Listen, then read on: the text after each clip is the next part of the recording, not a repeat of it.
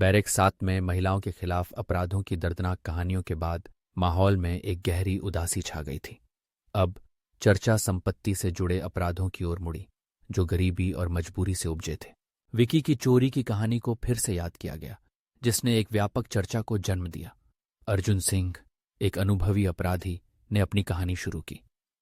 मैंने वह किया जो मुझे जीने के लिए करना पड़ा, उसने अपनी भावनाहीन आवाज में कहा। सिस्टम ने मेरे लिए कोई विकल्प नहीं छोड़ा।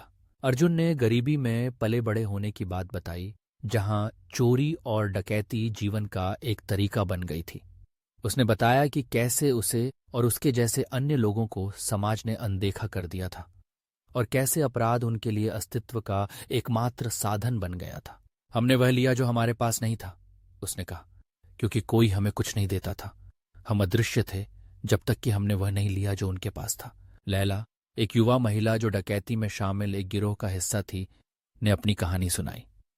उसने बताया कि कैसे मजबूरी उसे अपराध की ओर ले गई। हम अदृश्य थे, उसने कहा, किसी को परवाह नहीं थी जब तक कि हमने वह नहीं लिया जो उनके पास था। लैला ने बताया कि कैसे उसे और उसके साथियों को समाज ने बहिष्कृत कर दिया था और कैसे अपराध उनके लिए शक्ति और पहचान का एक रूप बन गया था। उसने बताया कि कैसे उन्होंने अमीरों को निशाना बनाया, जिन्हें वे अपने दुर्भाग्य के लिए जिम्मेदार मानते थे। चर्चा धारा 378 चोरी और 392 डकैती पर केंद्रित थी और सामाजिक आर्थिक कारकों पर जो इन अपराधों को बढ़ावा देते हैं। उन्होंने एक अधिक न्याय संगत समाज की आवश्यकता पर बहस की, जहां सभी को समान अवसर मिले। यह सिर्फ कानून के बारे में नहीं है, एक कैदी प्रकाश ने कहा, यह समाज के बारे में है।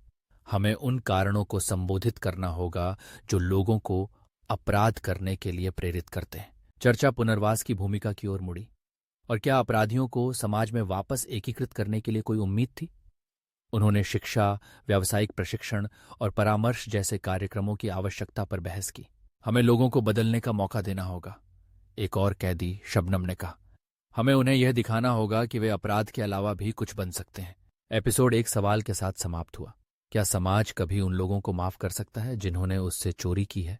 क्या पुनर्वास संभव है, या क्या अपराधी हमेशा के लिए बाहरी रहेंगे?